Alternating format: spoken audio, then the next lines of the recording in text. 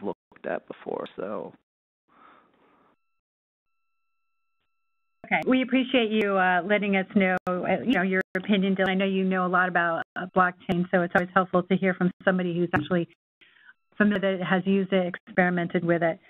I think we're going to go ahead and take a break now, unless you have anything you would like to say. I'll just thank you very much for letting me speak. Have you? Everybody should read the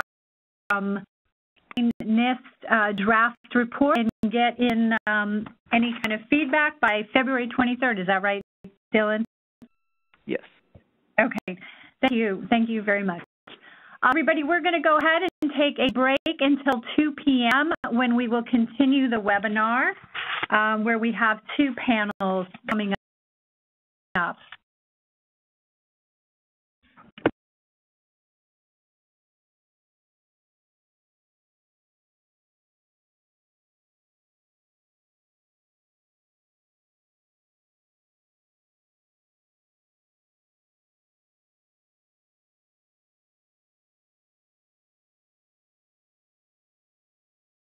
On Jane and Healthcare, sponsored by the Office of the National Coordinator for Health IT and co-presented with the Assistant Secretary for Planning and Evaluation.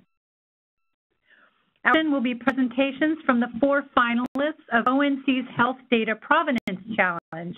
To tell you more about the challenge and to introduce the presenters is Ali Masahi, who is the Health IT Specialist at ONC. I'm Victoria.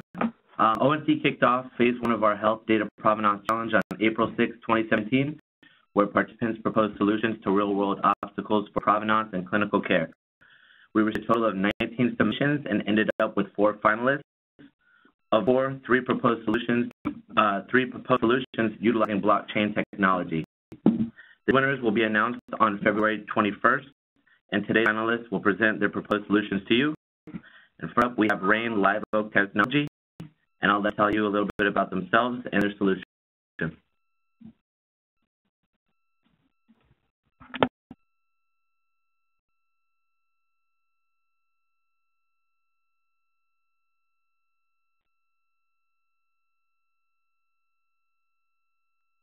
A HIE and telemedicine network, and we have worked on a data provenance solution that's very applicable to blockchain and to the broader health IT community. Yami Tyndall, our technology designer and network manager, will be giving the presentation. So, Yami, are you on?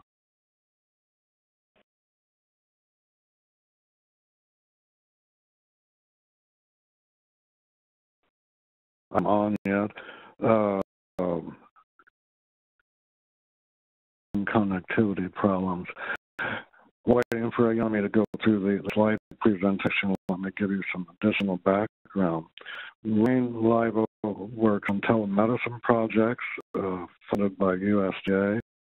We could have a telemedicine project in the South Pacific linking the Mariana Islands with the mainland for consultations and American Samoa also. And we have about 350 doctors in that, and they are now taking part in use of the blockchain tool that will be presenting to you as effective data provenance resource for distant telemedical activities, which has proven some interesting case situations.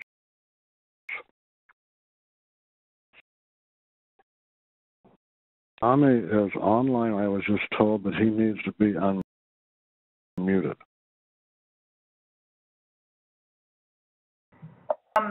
He logged as a panelist or a presenter? Because he's a specific presenter.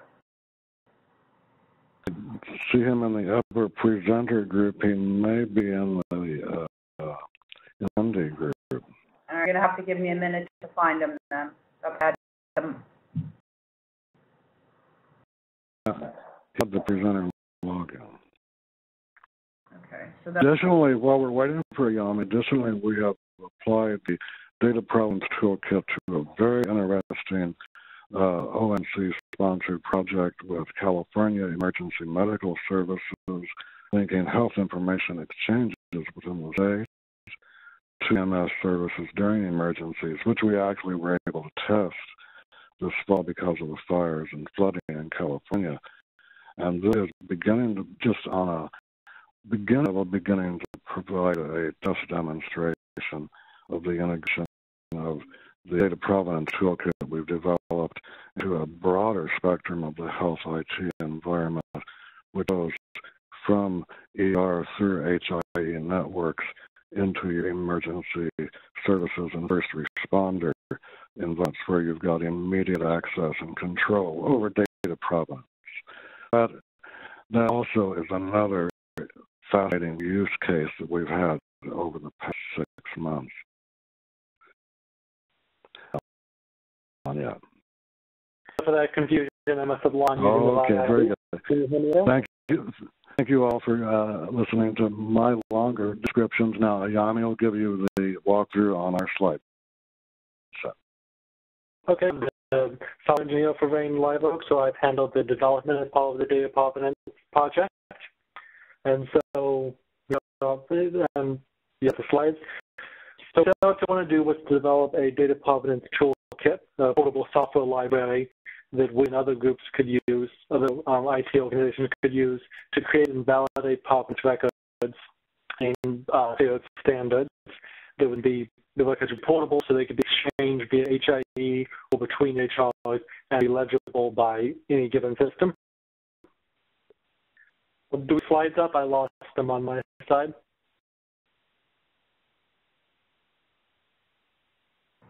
Yeah, to present right, but if you want, I can just change them for you.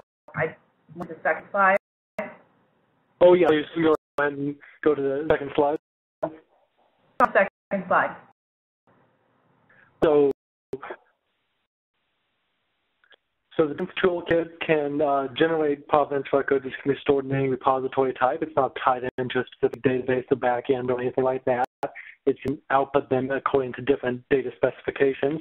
So it's an ideal companion to blockchain projects like the other 3 finalists.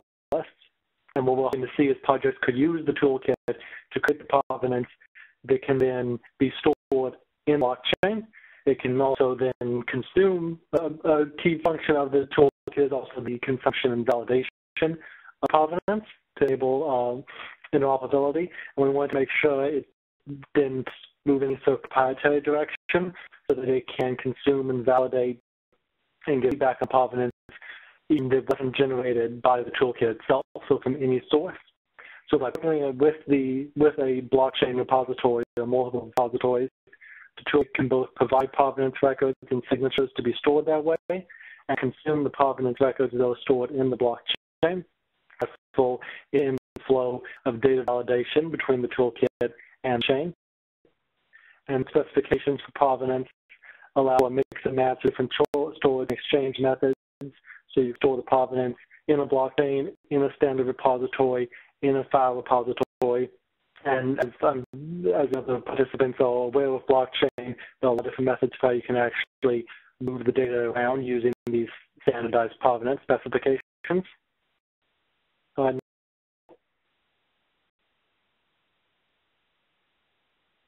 Provenance Toolkit acts as a plugin for host systems, allowing that system services to call the toolkit and perform provenance actions at every stage of processing.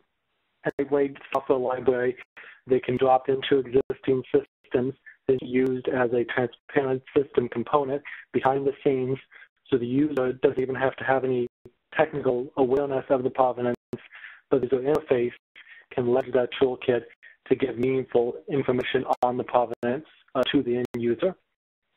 With blockchain, the toolkit acts as an interface between user-facing services, like a physician or patient portal, and the storage layer such as the backend database or the blockchain itself.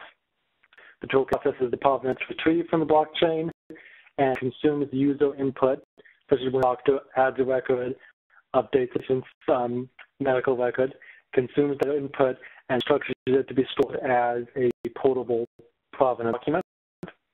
The study enables health information systems to integrate provenance using the toolkit for data creation and validation, blockchain for storage and exchange, with more development investment and fee burden. While real goal has been to be able to create tools that existing established systems can use to add provenance without tolling the existing workflow. Slide. So we're for the future of blockchain and provenance. Technology has the potential to make provenance more reliable and accessible across the health information industry. The databases, whether public or private, improve liquidity and transportability of data, so it can be a really valuable tool moving forward to finally get data out of the silos that have so fenced-in information for decades. The carried by such a resilient blockchain-based data platform must also be strongly reliable, very operable, and have real long-term usefulness. That's one of the advantages we envision for provenance. There's been a history of patients' records over the years, so you can really look back through time via provenance and see how each step in updating that record occurred. Our Provenance Toolkit gives information systems the ability to rapidly integrate provenance, maintain standards compliance to ensure records are portable and readable, so that they're in a format that can be moved easily without data, and that they can be consumed by any system, regardless of the technology vendor behind this. Slide, please. And these try to really communicate to information systems and vendors who are interested in provenance is they really can be much more than just metadata. Provenance is documents beyond standard metadata they already have. In provenance, data on authorship, context, participants, all combined with verifiable cryptographic signatures to give documents an actionable history. And that's what I was talking about before. This provenance build out over time, so you more easily walk back through the history of the patient's care and better understand each individual step rather than just having one monolithic blob of current status of the information. But the provenance is part of the document narrative rather than raw metadata. Clinicians and patients gain a more holistic understanding of a given event that the record represents. Clinicians informed by provenance can deliver better results for prioritizing the patient's needs, the context of past treatments, and decisions on the most accurate data possible by giving physicians information on where it came from, who involved in generating it, and even the individual pieces of hardware involved. Slide, please. So portal standards-based provenance moves, lives, and works with medical records to deliver better care and build a rich history of encounters and treatments. Paired with a resilient distributed technology like blockchain, we can make health information grow faster, do more, and better for patients, physicians, and communities by providing provenance across the full spectrum of care.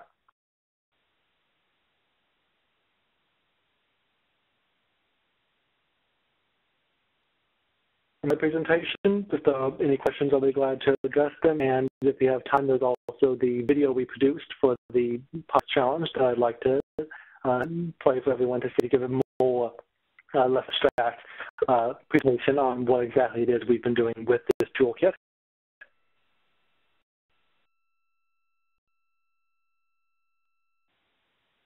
I think it's 3 minutes.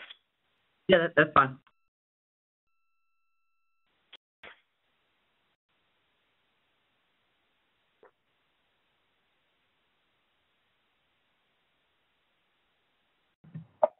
Am I going to show the video, or do you want me to run the video that from the link in the email? Oh, if you could open the links, that'll be perfect. Thank you. All right. Well, with WebEx, that's easier if you share it.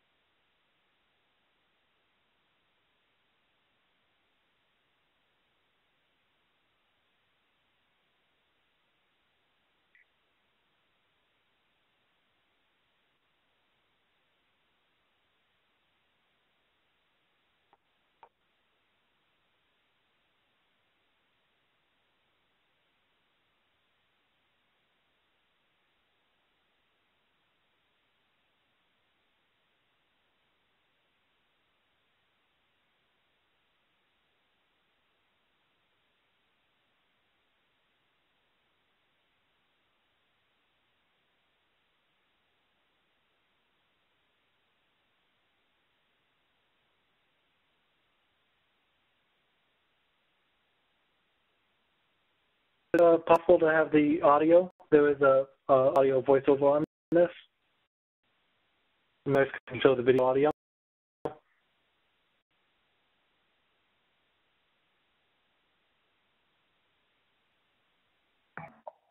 The record is correct.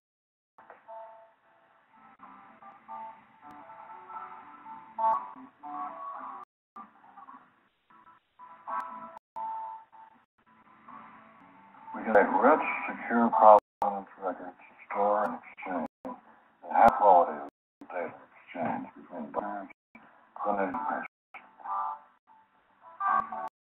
We will update our records as necessary with correct permissions. For example, of selecting to edit the resource, we're looking at the provenance resource here. And we'll go over provenance, new provenance, and we'll create a new record with current information.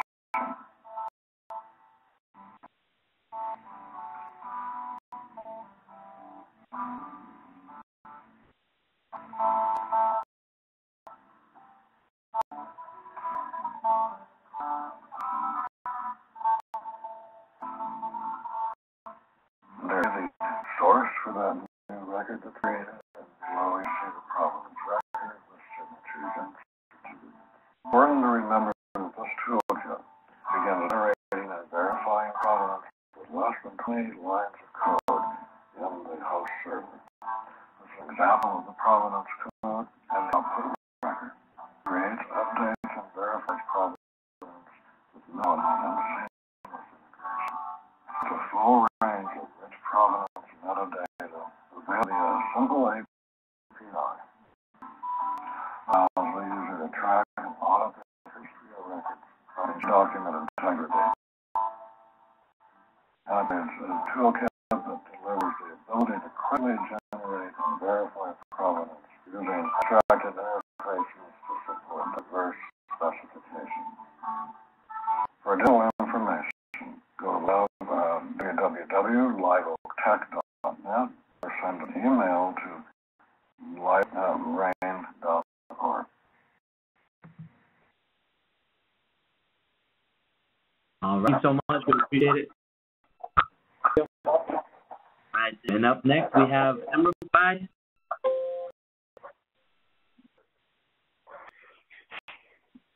You got here?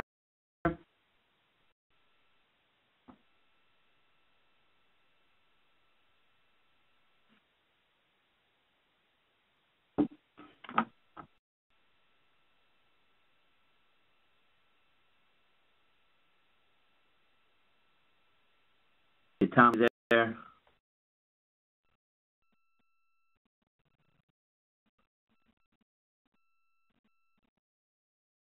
Not sure if there's anything muted on your side, Tom.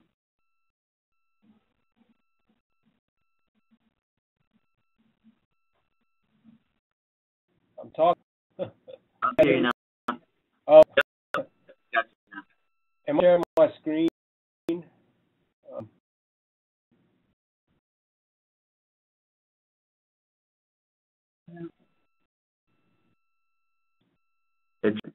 I think, yeah, if Jennifer could give you, I believe, rights if you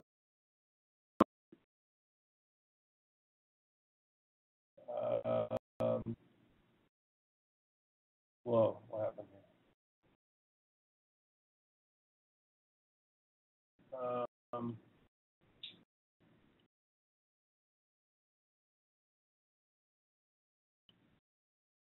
You can. Hello? Yeah, we can see. Okay. You see this slide here? I have it up, that's why it's a little confusing. Okay. So this slide? Yeah. Okay. We slides. Can you go up to share and say share your screen? That would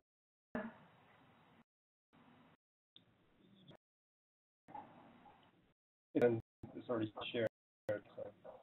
open, make your screen a little bit larger. Can you make slides larger then I think that'll help everyone, or whatever we're trying to present. I'm not sure what you mean.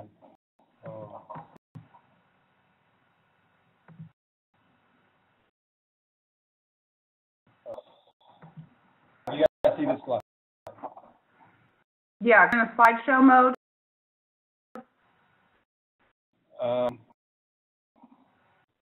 Actually, so I'm trying to. So you have here, right? Yeah, just very small. I can't see what I'm sharing, so that's kind of. Are you share screen, Tom? Yeah. Oh, you should be able to see your screen. Let me try sharing.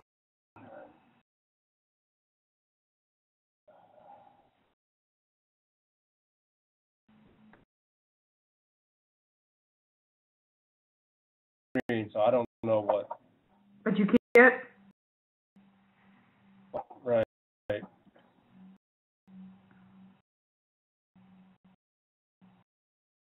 don't know what you guys see. What I see your slide, it says using the public blockchain. Yeah. Okay. So you see it. Mm-hmm. Okay. I'll just can you? Yeah. Okay. You make out the text. Yeah. Okay. So I was trying to be quick and simple. So I'm a startup. It's called Refine. We're looking to decentralize the personal health record.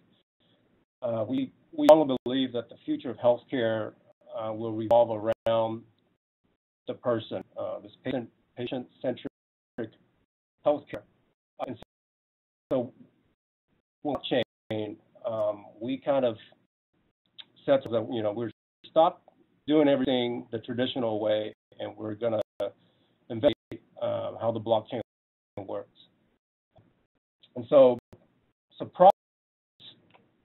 when you're talking about data provenance, it's really hard not to think of blockchain. Kind of the really first core use cases for blockchain.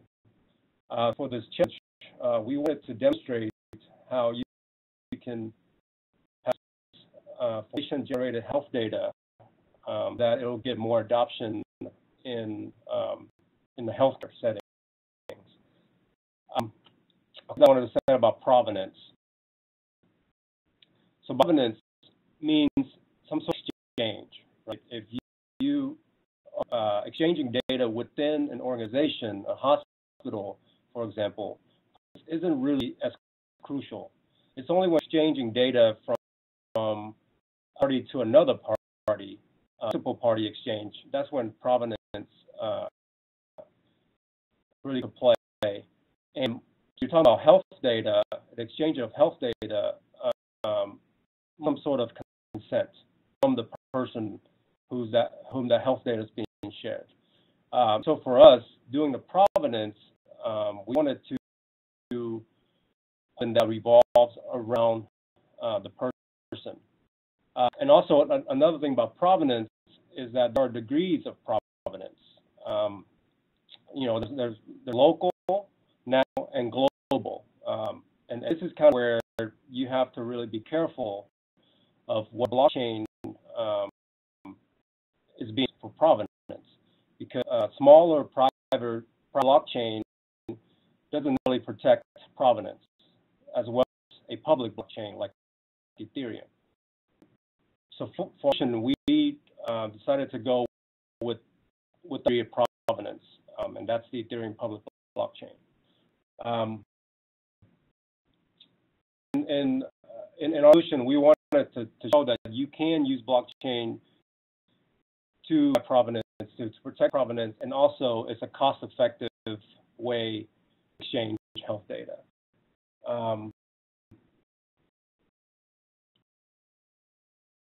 And so here,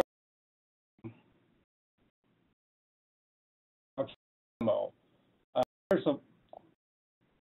we have two different interfaces, one for the consumer facing and one for the health stakeholders to receive the data. This is the consumer facing health passport web application. So step, you see the authentication. And this is something completely new. This sort of hybrid login bridge the blockchain world with the centralized world, where you use username and password, and you have to authenticate to the server.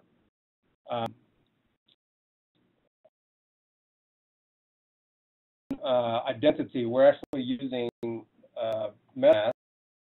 I have to log in to my MetaMask before I can kind of connect. But this is, I'm posting a secret.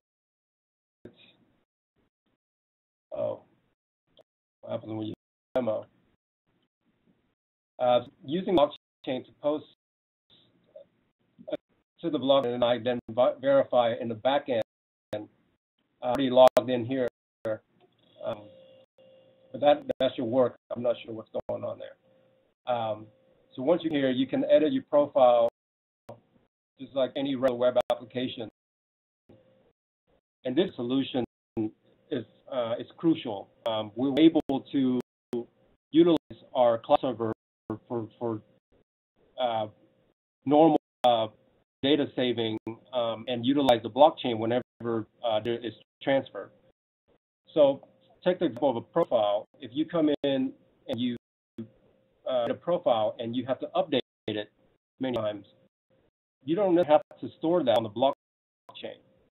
Something that cloud server can store temporarily.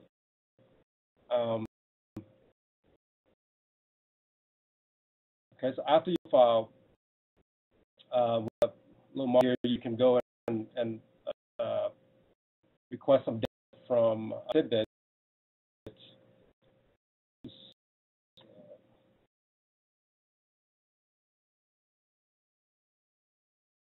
I want to kind of demystify some of this, how the blockchain works.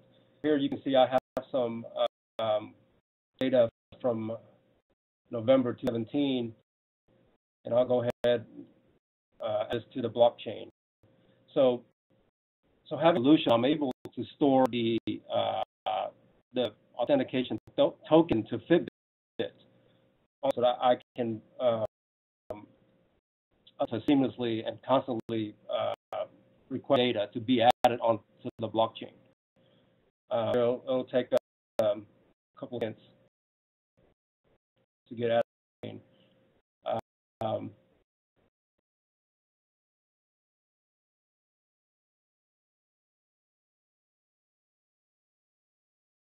Okay, so you get it because some of the occurs in the blockchain is the latency. The data, your transaction, the transaction will be here. So time to share this data, the registry. And here's kind of where the health stakeholder interface. So before your data, you kind of need to know who is receiving the data. Have a bunch of profiles here, insurance, medical colleges, pharmaceuticals, and so you have to, so we built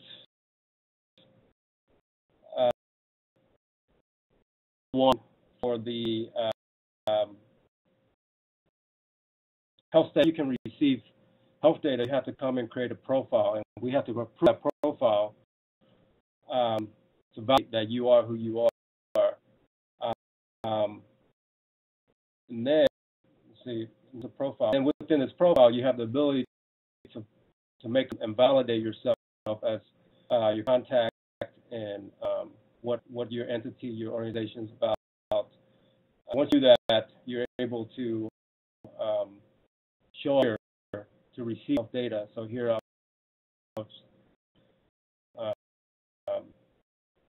and you can see you can, so as you can simply click a switch to which health data you want, and this permission is saved onto the blockchain. And what you can come here to the dashboard and leave health data if you choose to. And let's go ahead and click on this. And so this data is coming directly from the blockchain. There's this hash of the data, and so you know that this has not altered in 50 years from now. You wanted to verify, here's the transaction of the transaction, and you see, so this is of the Fitbit data, and you see some data here. You can put whatever you want, but you can audit this and certain that this change in any way.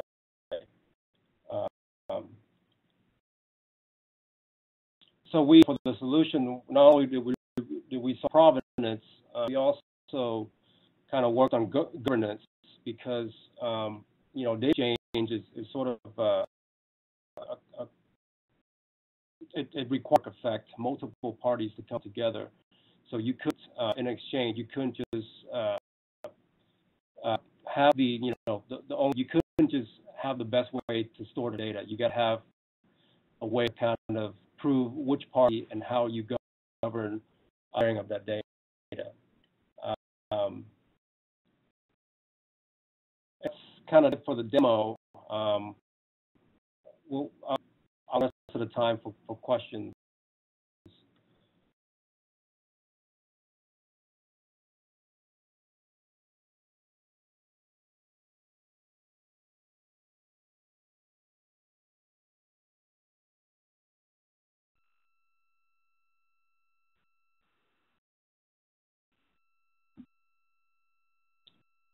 If you guys wanted to play with this, it's available at emerify.com/help, and instructions and direction will be there.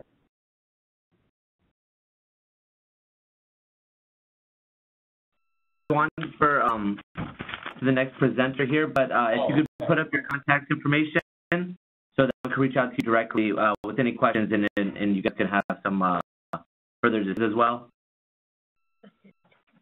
So you can post your email, either put it up there and then or post it in chat as well.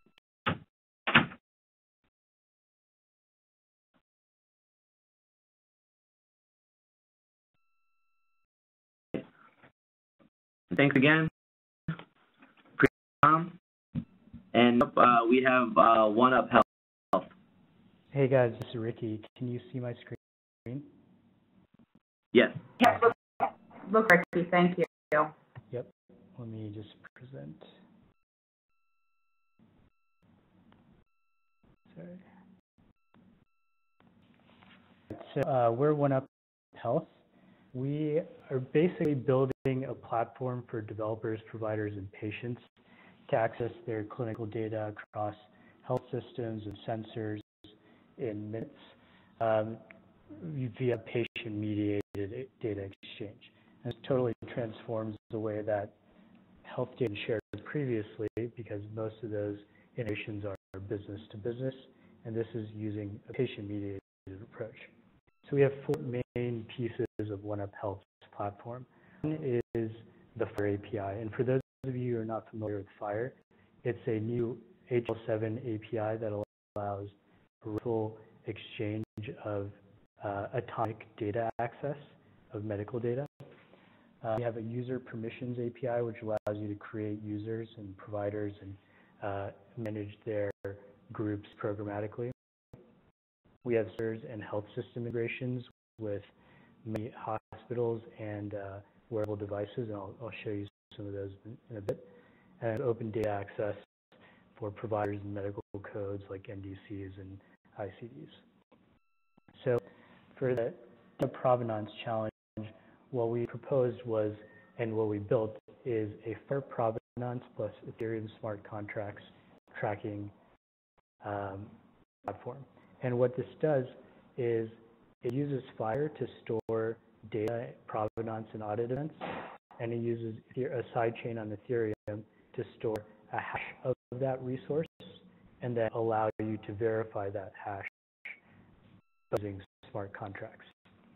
So workflow, someone using our platform, whether it's a patient, provider, or developer, would be to add a piece of medical information. And that would be transformed into a Fire-based resource, or it may have originally been a Fire-based resource. Then we create a cryptographic hash of that resource and store that hash on a public blockchain on Ethereum. We don't store the actual data, the PHI, because we do believe that in the future there may be methods of decrypting information on the blockchain. So we only store a hash of the resource. So it's nearly impossible to figure out what actually that represents unless you have raw resource to begin with. And then create a fair provenance resource along with an audit event to track, was this created, deleted, and update, things like that, and store this hash in the Fire provenance so that you can say in the future you can look up this new resource that you got, check the provenance, and verify that this hash equals that sitting in the blockchain. Or alternatively, the resource that you have, and hash that and verify that against the public blockchain. So this is what we built for the Provenance Challenge.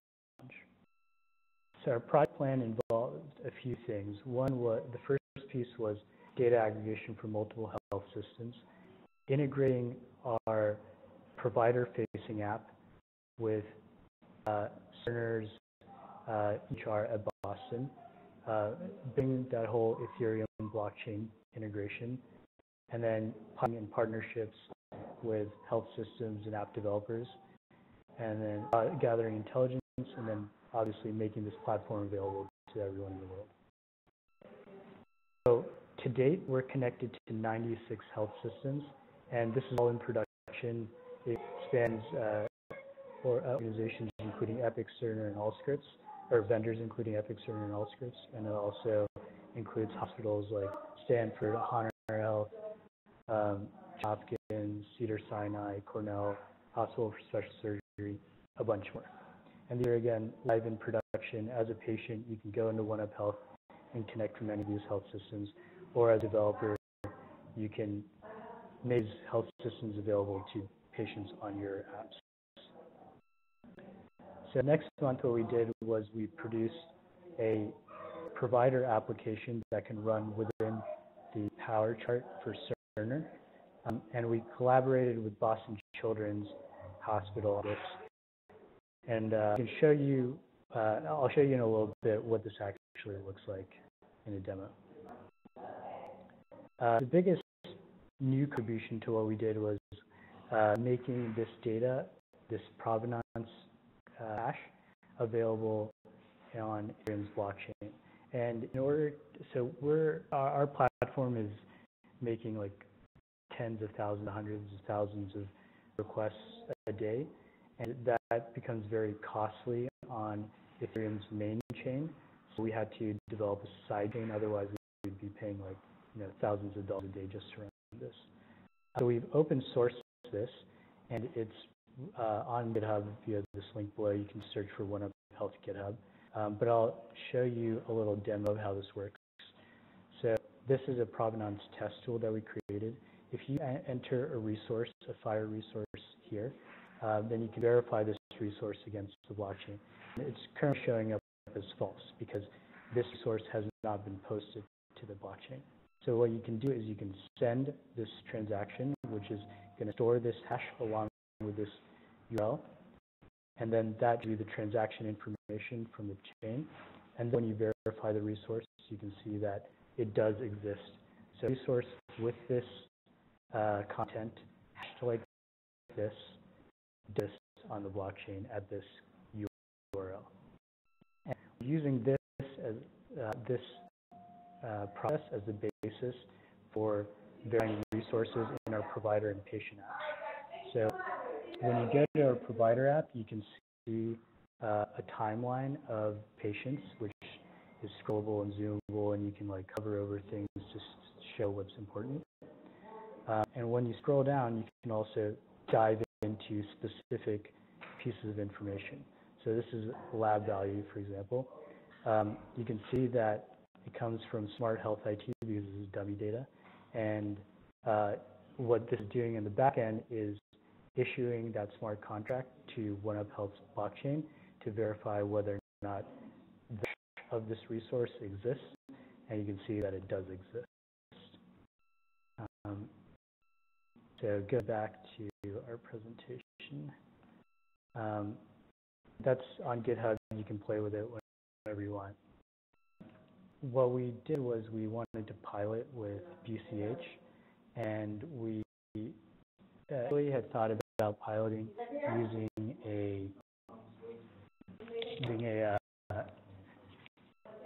basically using something with their cardiology department or their ortho department, and what we ended up doing is actually going in with their ACO because they feel like the ACO can benefit more from external health system data. You now have the incentives for value-based care with ACOs. I just showed you the demo of the provider app, and I can dive into a little bit deeper. But one of the things that BCH wanted was to be able to look at all your patients organized by risk score. So again, we built that to make this provenance data useful, and you can see every patient like this. You can dive into them and again view the provenance information.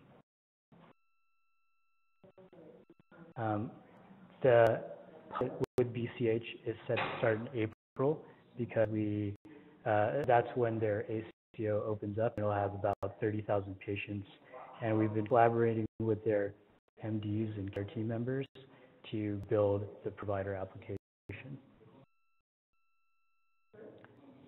So in December, we actually released our platform to the world, and what that means is that any app developer can create an app that automatically tracks provenance, connects to these 96 health systems, and stores that cryptographic hash of the resource in the sidechain that we have on Ethereum. And that really requires very little work from the developer to get all that benefit. This app that I'm showing you on the right was built by one of the companies that is top of OneUp Health, and it took them less than 2 weeks to build their app, including everything from guide and all the integrations with OneUp Health. It's less than 100 lines of code to be able to do all this, including the connections from 96 health systems. So we've been in prod for 2 months, and developers have made about 10,000 queries against 5 resources. They're covering 16 different resource types, and we've seen that provenance-specific requests, so developers looking for where the source of an piece of information came from are about 8% of the total query volume. We also have a patient app that allows patients to connect to these health systems. So far, 300 patients have signed up. We reached out and spoke to some of these patients. They're not very interested, or they're not well aware of the blockchain verification, which is fine, but they are very interested in the provenance, which you can see up here. Cerner is connected for this piece of data, Epic for this one, all scripts for this one. So whenever a patient hovers over any of this, it'll show them where the source of that information came from. We believe that the OneUp Health approach is pretty scalable. It's built on Fire and blockchain to basically future-proof for any sort of data standards that we might have in the near term. Unlimited types of applications can be built on this, as we've seen like 16 app developers and companies have already started to build on OneUp Health. It's very low cost. It costs less than a cent per query. technology both on the blockchain and Fireside is horizontally scalable. And we have companies that have spent less than an hour to integrate with OneUp Health, and they can already pull in patient data from any of these 96 health systems that we're connected to. And again, we have the provider and patient-facing apps. Since we're kind of running short on time, I'll just scroll through the patient-facing app for you. So where you can connect health systems. Sorry, I need to. You can add provider here and search for any of these health systems. Here's a Cerner system. And as a patient, you can view your timeline with all your medical information at the top, information coming in from these various systems, Cerner, Epic, all scripts like that. Do you guys have any questions?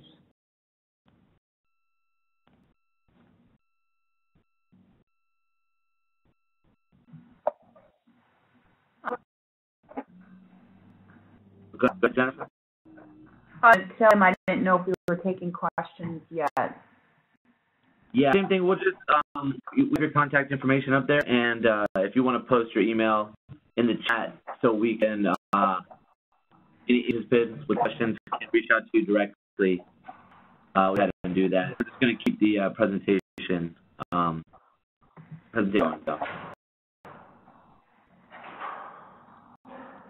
So, I guess we finished? Yeah, that's it. Yep. Okay. All right, thank you. Thank you so much. And our next one, we have Hyper eHealth.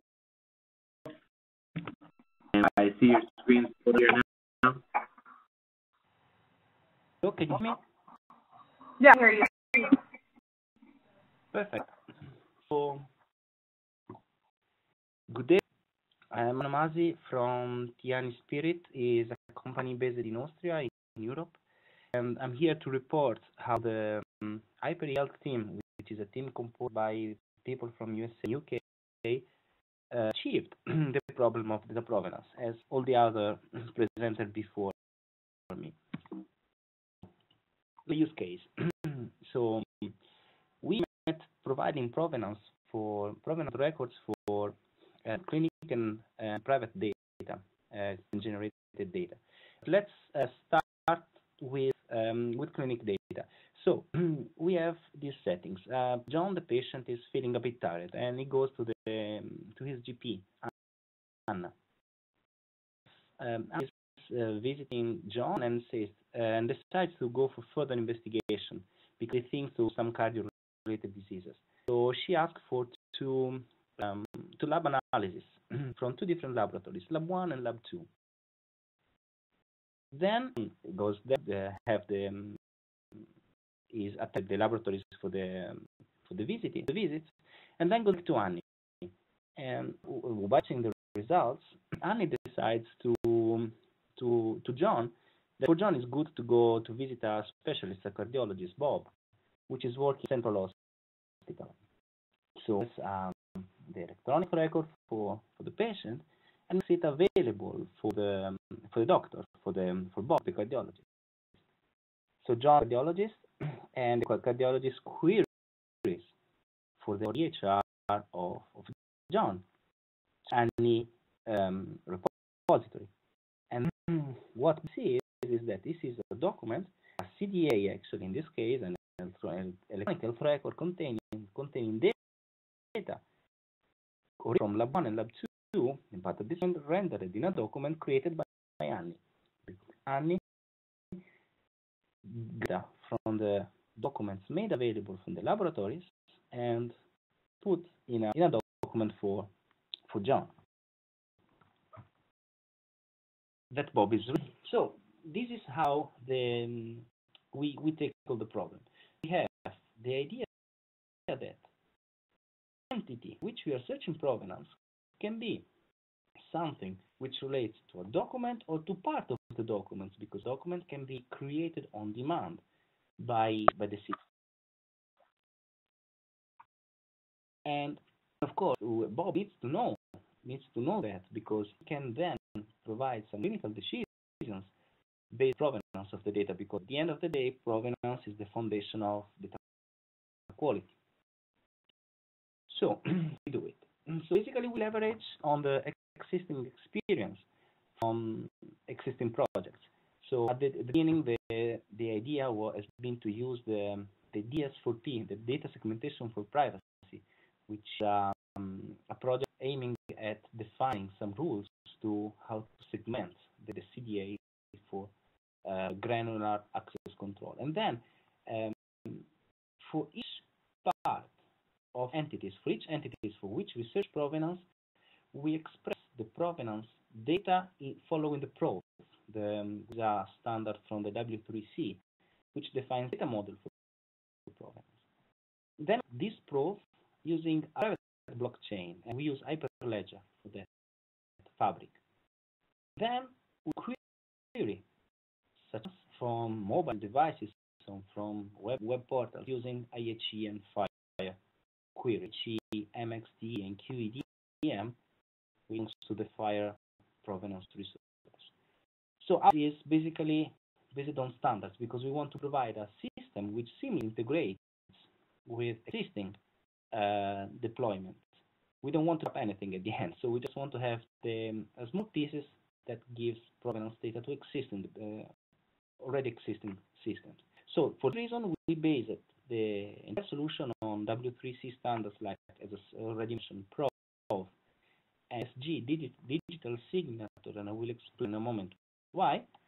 IHE, which is the providing the building blocks for the well-known Sequoia and the Nationwide Healthcare Information Network, NWE, in USA, but in Europe we all speak the same language.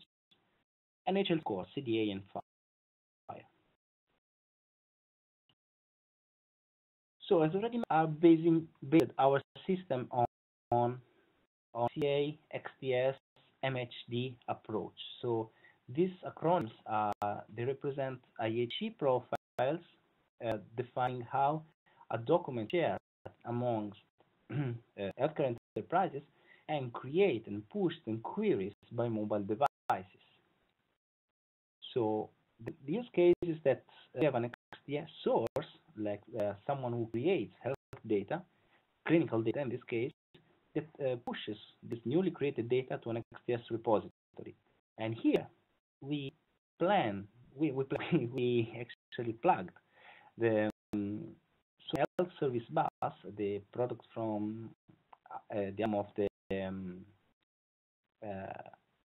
K team, the HyperEL team, which is inserting this standard transaction from IHE and evaluate the provenance record. I will tell in a moment how, and then stores in the blockchain. The blockchain is just a big dictionary, a hash map, and that's value store basically.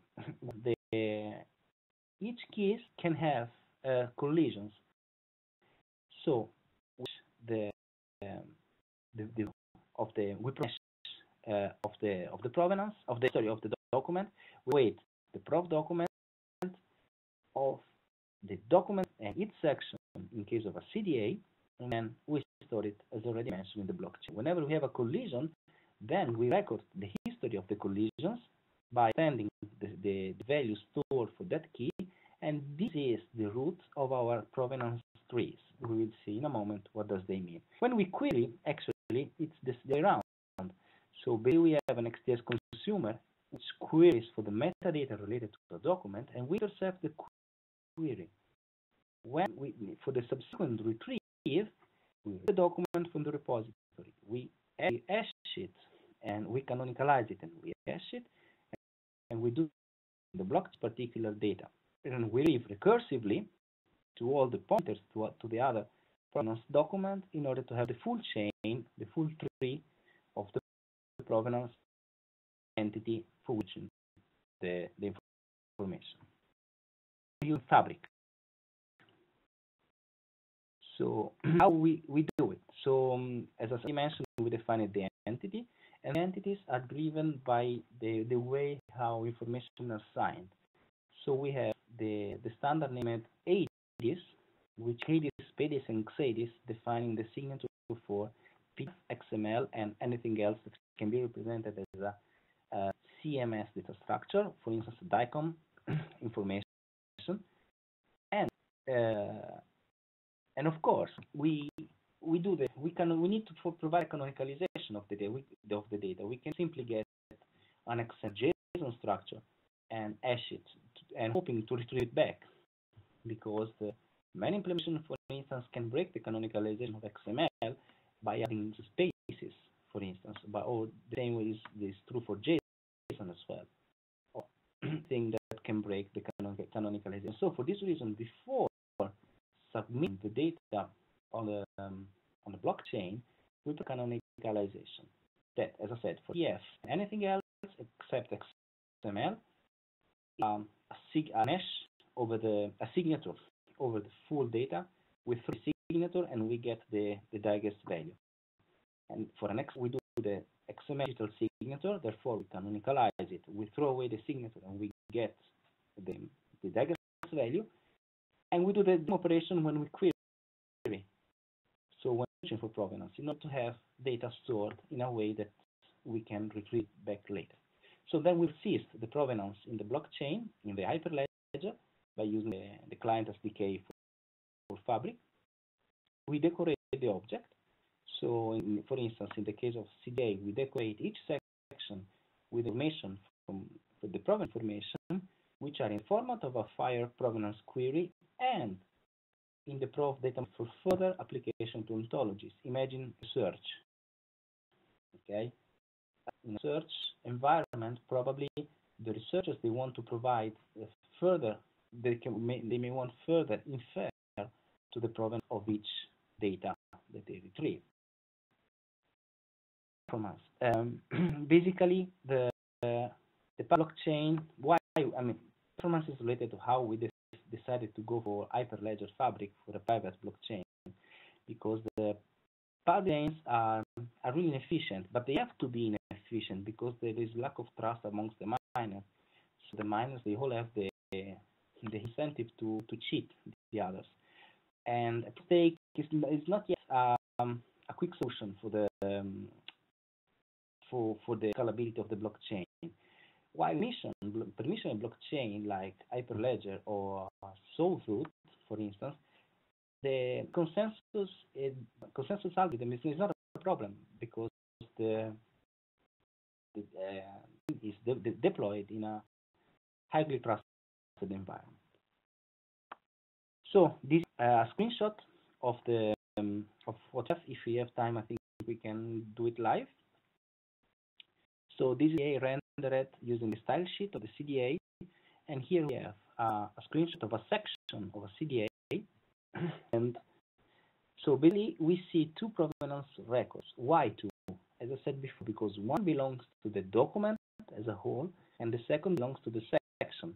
So in the case of Annie creating the CDA for Bob, Bob will see a provenance record for the document created by Annie, and each one refers to a provenance record created by Lab 1.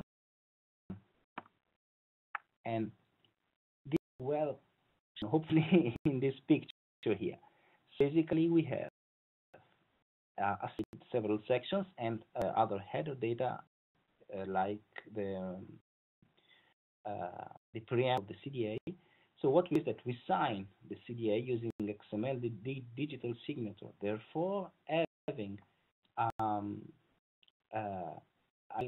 exclusive canonicalization, we throw away the signature, we create the provenance document, and then we push this provenance document into the Hyperledger Fabric.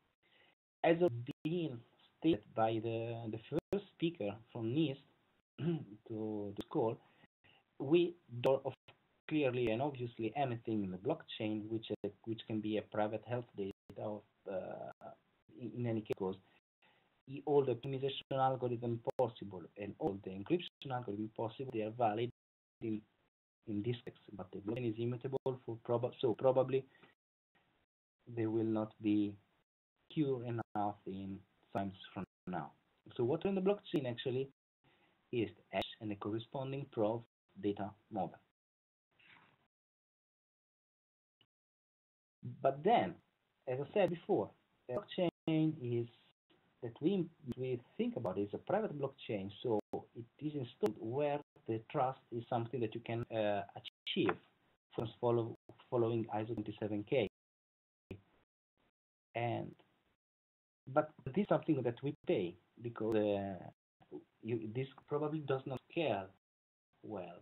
Okay, so because you cannot trust by adding new peers or miners, peers in the jargon of Hyperledger, you cannot extend trust to the newly created miners easily, and to at the same time to guarantee the level of trust amongst all the others. So we are thinking about to have separate islands of blockchain following this model, and then to exploit well-known IHC cross-community queries to a cross-community provenance query, CCPQ, basically going across the border of the blockchain to querying from blockchain using the same technology which is existing and it is well deployed for instance, in the US or in Europe since years. Another solution is that cooperation that started already with Intel to explore the COCO framework, which is a component created by Intel and Microsoft, leveraging Hyperledger's sawtooth, and so the trust is made on the definition of the Intel hardware, so it's really fast actually, and it's chain as a services. So meaning that the facilities, they can access the chain in the cloud, in use of Azure in this case, by doing the queries. Therefore, this would not this would ease the work of the IT personnel in the hospital, because they don't have to maintain a trust amongst the peers, or we don't have any centralized body which is running the blockchain where the people can query. So having actually another button. And then who we are, as I said, it's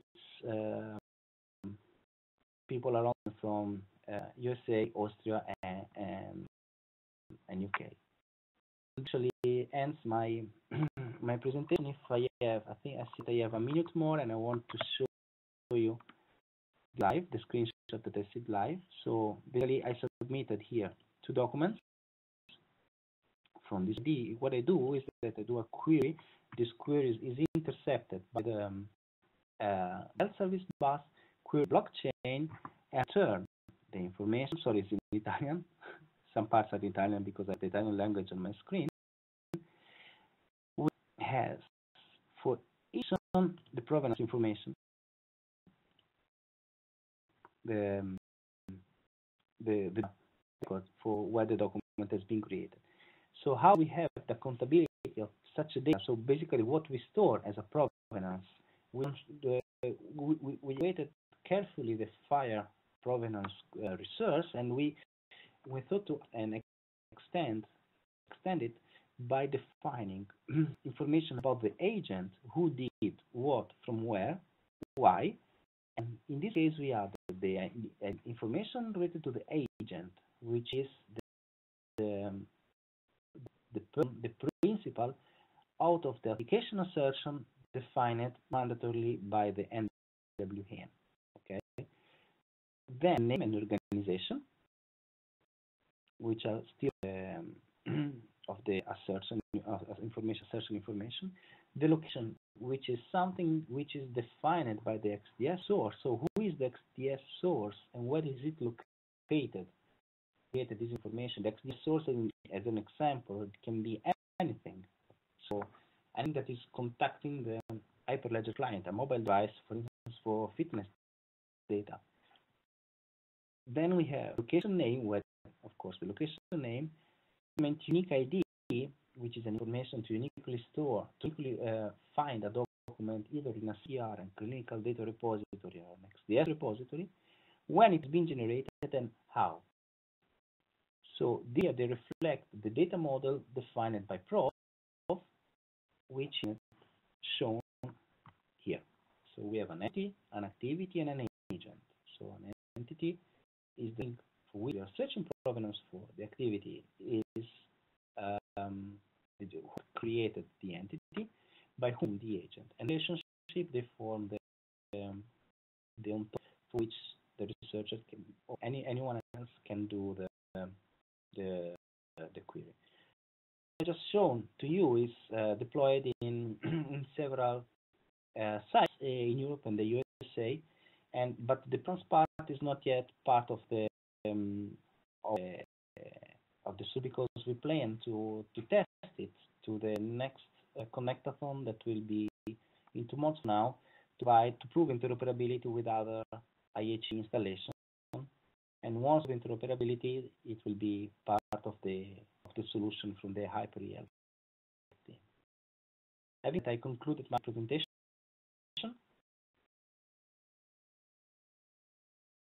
Wonderful that. I want to thank Ali for moderating this, and also thank you so much to the Provenance Challenge finalists. It was really interesting to see these presentations.